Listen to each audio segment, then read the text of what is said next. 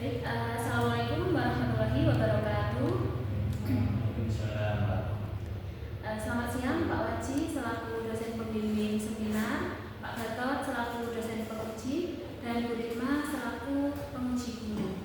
Nah, perkenalkan, saya Lutfi Nurasida. Pada kesempatan kali ini saya akan menjelaskan dan memaparkan hasil kerja seminar pendidikan profesi guru. Nah, untuk seminar ini saya memberi judul Identifikasi Diri, Refleksi, dan Desain Pembelajaran Menulis Laporan Analisis Visual Poster berbasis kearifan lokal dengan pendekatan Culturally Responsive Teaching atau CRT dan Media Ecosystem. Selanjutnya, bagian pembahasan. Jadi pada kesempatan kali ini pembahasannya ada 5, mengenai yang pertama identifikasi diri, kedua refleksi mata kuliah, ketiga desain pembelajaran, keempat refleksi pengalaman belajar mengikuti PPG, dan yang kelima adalah rencana tindak lanjut.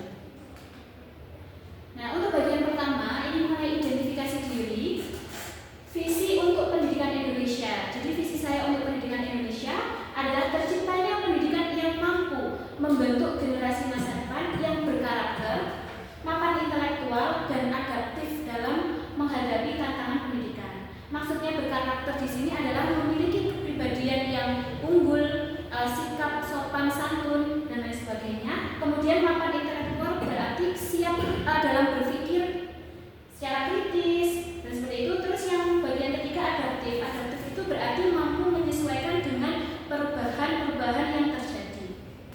Nah, kemudian untuk visi sebagai calon guru adalah menjadi guru profesional yang berkepribadian unggul, berkarakter unggul, sehingga dapat dijadikan contoh bagi peserta didik, adaptif dan responsif dalam membantu mengembangkan potensi peserta didik. Adaptif seperti yang sudah saya jelaskan tadi, maksudnya adalah mudah menyesuaikan diri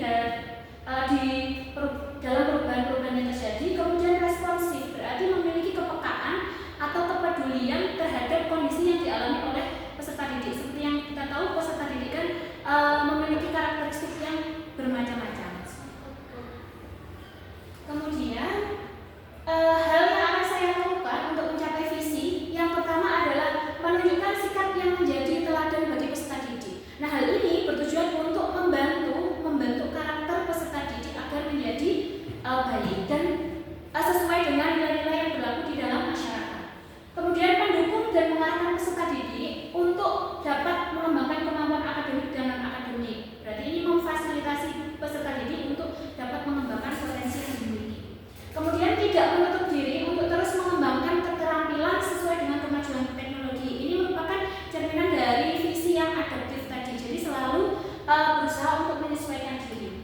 Kemudian memiliki sikap responsif terhadap situasi yang dialami oleh peserta didik, menciptakan pembelajaran dengan mempertimbangkan karakteristik peserta didik, dan yang terakhir adalah merancang pembelajaran yang kreatif dan inovatif sesuai dengan karakteristik yang dimiliki oleh peserta didik.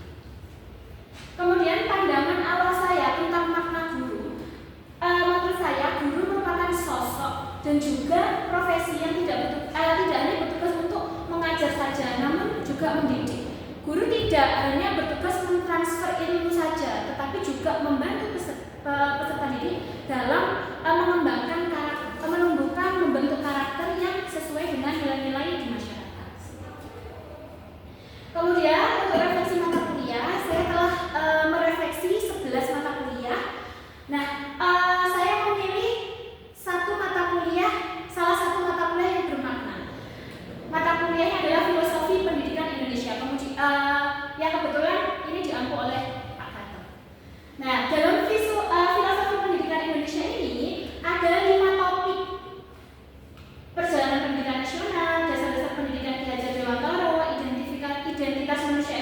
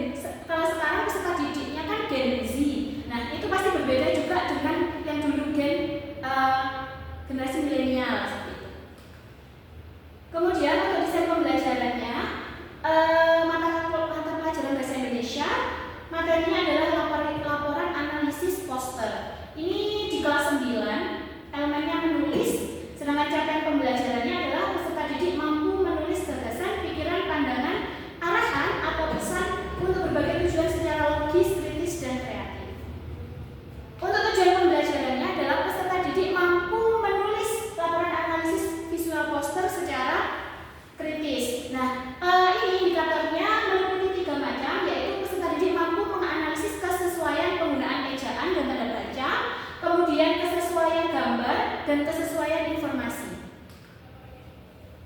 Kemudian desain pembelajaran, ini yang pertama adalah penerapan pendekatan CRT atau Culturally Responsive Teaching. Ini merupakan implementasi dari pembelajaran sesuai dengan kodrat alam. Nah, dalam hal ini saya membuat poster dengan tema wisata Kota Malang. Kemudian pemanfaatan teknologi ini saya lakukan di 3 bagian. Yang pertama, tes diagnostik di awal materi teks laporan itu menggunakan Google Form. Kemudian permainan kuis melalui boardwalk itu pada bagian orientasi, dan juga e-book sister. Nah, e-book sister ini buku elektronik analisis poster. Isinya adalah pedoman-pedoman penulisan poster. Seperti ini visualnya. Untuk poster kearifan lokal ada poster wisata Kali Tangan, ada Jodipan, alun-alun Malang, Pasar Ora-Ora Dawa, dan juga Malang Night Paradise. Saya memilih ini karena ini wisata-wisata yang kemungkinan besar sudah familiar di peserta didik.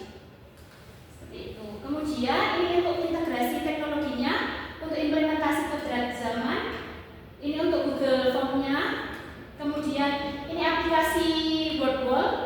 Nah, pertanyaan-pertanyaan ini akan dijawab oleh peserta didik. Pertanyaannya seputar kesalahan yang ada di dalam poster. Jadi peserta didik mengomentari.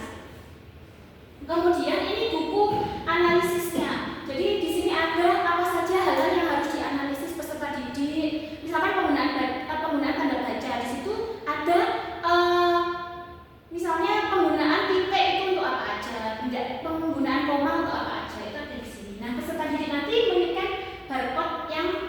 memindai barcode yang sudah disiapkan. Kenapa kok memilih men-scan barcode atau memindai barcode? Karena kan sekarang zamannya sudah rata-rata sudah menggunakan barcode. Kita membeli barang atau membeli makanan kadang sudah disediakan juga pembayaran melalui ShopeePay atau melalui QRIS yang hanya dipindai seperti itu.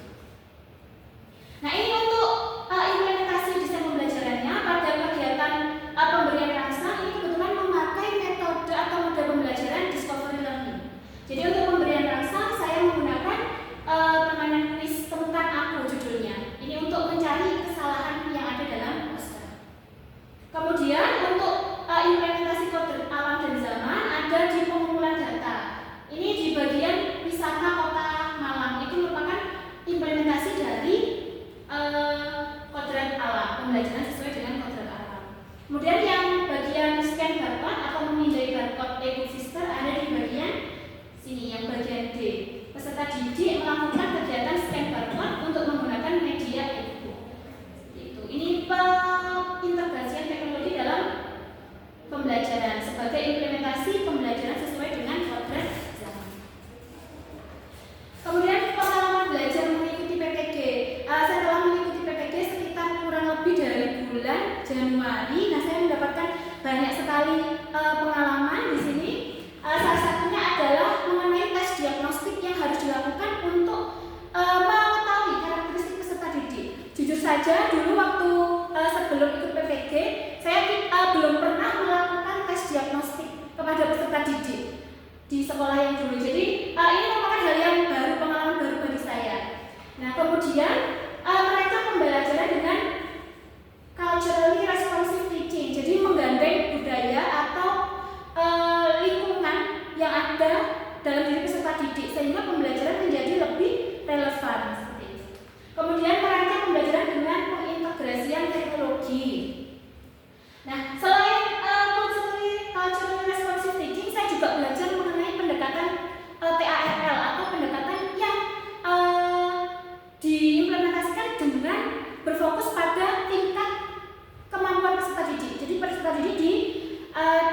dikelompokkan berdasarkan tingkat kemampuannya seperti itu. Nah, kemudian untuk bagian terakhir ini mengenai rencana tindak lanjut saya, yaitu menjadi guru yang memiliki kepribadian baik agar dapat dijadikan teladan. Ini agar visi saya sebagai guru dapat tercipta, dapat terwujud, yaitu dengan memiliki kepribadian yang baik agar dapat dijadikan contoh atau teladan bagi peserta didik.